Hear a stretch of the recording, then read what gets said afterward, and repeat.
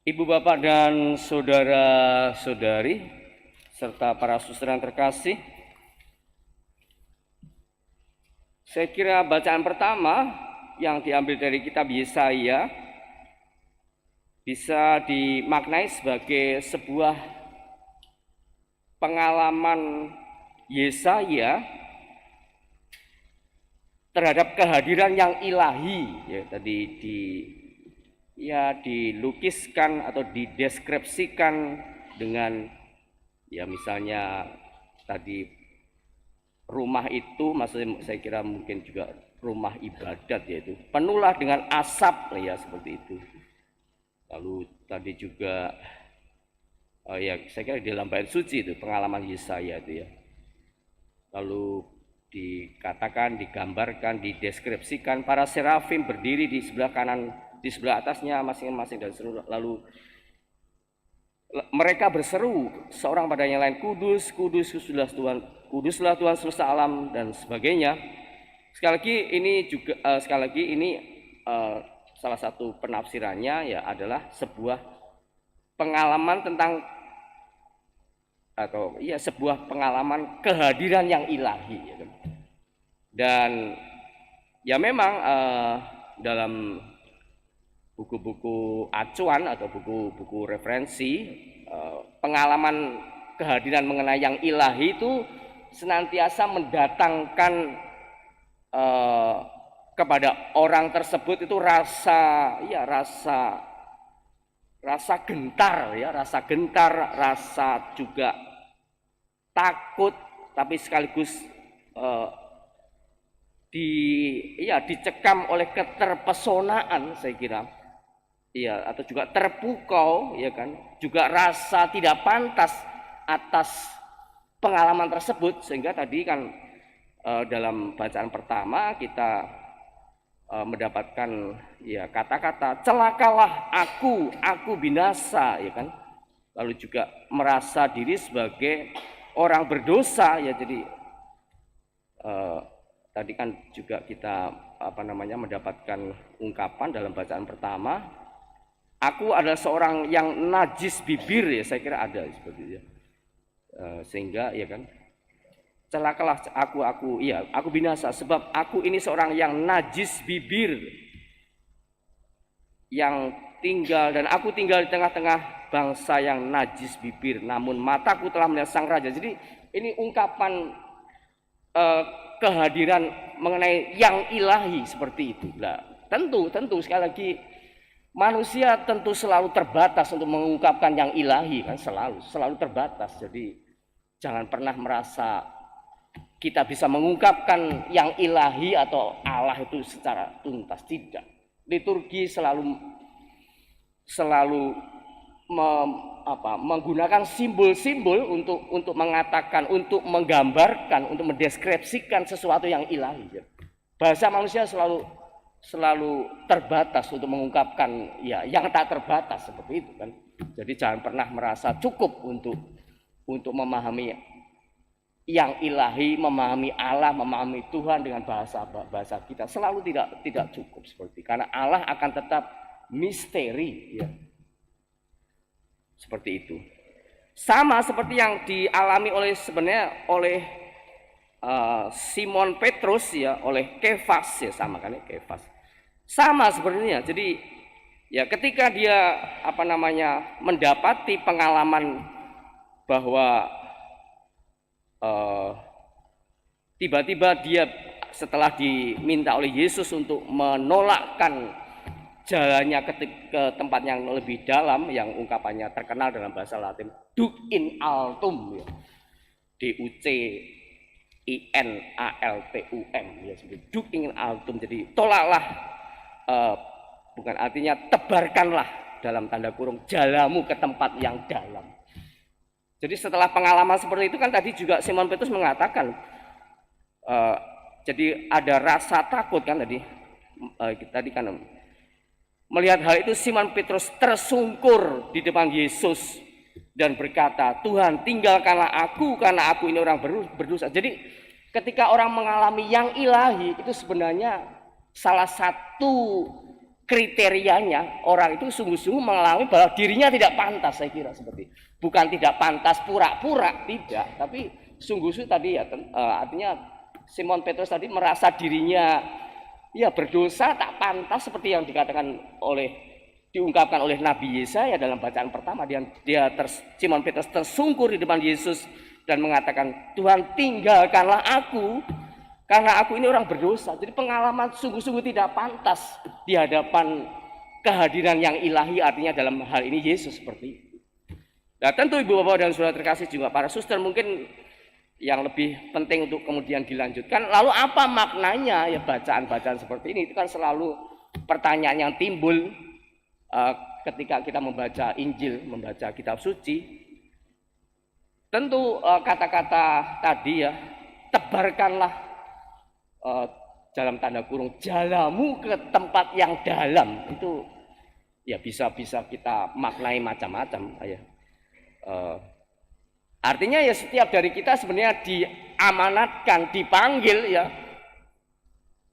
untuk menjadi tadi penjala manusia. Itu kan bagian kemudian setelah perintah Yesus kepada para murid untuk menebarkan jala tadi, duk in altum. Setelah itu kan kemudian jangan takut, engkau sekarang akan menjadi penjala manusia, ya kan?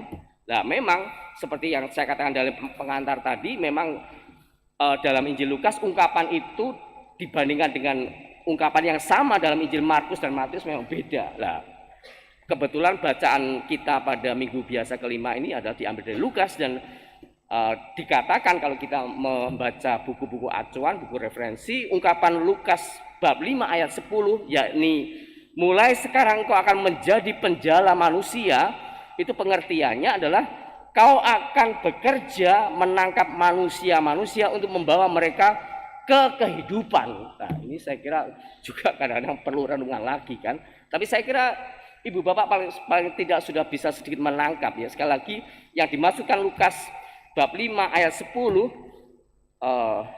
yang kata-katanya adalah mulai sekarang kau akan menjadi penjala manusia. Pengertiannya, maknanya adalah kamu akan bekerja menangkap manusia-manusia untuk membawa mereka ke kehidupan. Atau dengan kata lain, Yesus berpesan kepada Simon agar merenggut umat manusia dari kuasa maut. Nah, ini juga perlu ya.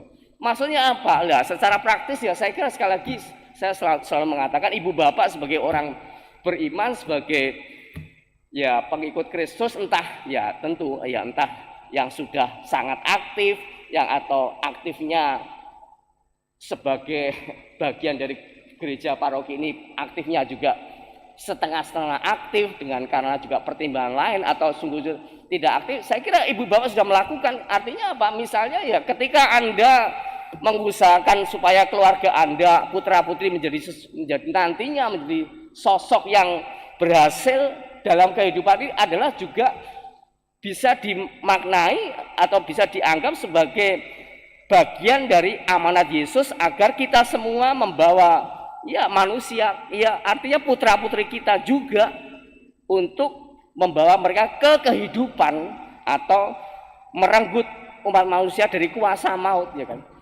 Ya secara konkret ya kebodohan, keterbelakangan, ya kan, ya kemiskinan yang tidak berujung pangkal, itu juga bisa dikatakan sebagai kuasa-kuasa yang bisa merenggut manusia dari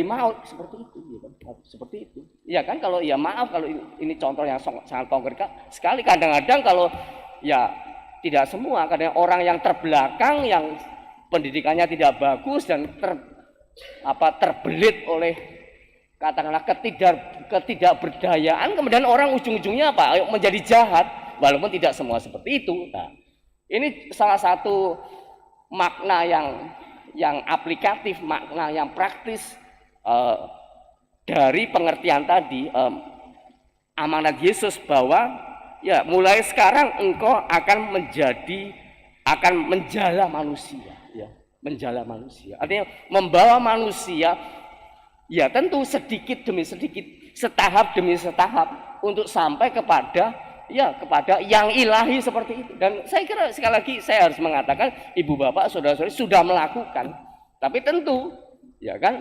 tidak akan pernah cukup selama kita masih ada di dunia ini untuk terus menerus untuk membawa setiap orang ya bahkan merenggut umat supaya kita bisa merenggut umat manusia dari kuasa maut. Kuasa maut ya maksudnya ya hal-hal yang buruk, hal-hal yang jahat, hal-hal yang merugikan, hal-hal yang menyesatkan, hal-hal yang tidak membawa kita sampai perjumpaan dengan Allah. Ada begitu banyak. Dan sekali lagi ibu bapak sudah melakukannya, tapi tentu saya kira bacaan kita pada perayaan Ekaristi Minggu Biasa kelima bisa semakin meneguhkan apa yang sudah kita lakukan, apa yang sudah kita kerjakan seperti itu. Nah, ibu bapak dan saudara kasih, ya mari di satu sisi kita harus tetap rendah hati di hadapan Allah, ya kan? Kita adalah orang-orang yang ya rapuh, orang-orang yang lemah, orang-orang yang selalu perlu dukungan Allah, perlu kekuatan dari Allah sendiri ya seperti tadi Simon Petrus. Dan tadi ketika Simon Petrus kan tadi mengatakan sudah semalam-malaman saya sudah semalam-malaman kami bekerja keras ya, sudah bekerja keras tetapi tidak menangkap apa-apa, tetapi karena perintahmu ya kan aku akan menebarkan jala juga. Dan apa yang terjadi?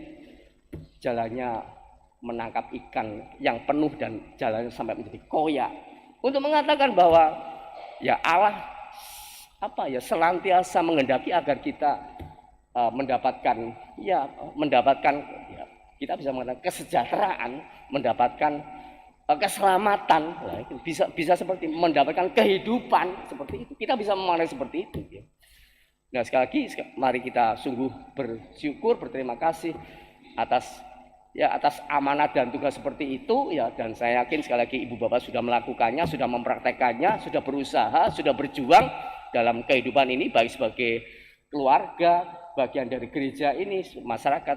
Tetapi sekali lagi kita tetap mohon kepada Allah dengan penuh kerendahan hati supaya Allah tetap memberikan kekuatan agar kita dimampukan untuk menjala manusia. Mari kita bangkit berdiri, kita nyatakan iman kepercayaan kita dengan mendoakan syahadat singkat para rasul. Aku percaya akan Allah Bapa yang Maha Kuasa, Pencipta langit dan bumi, dan akan Yesus Kristus putranya tunggal Tuhan kita.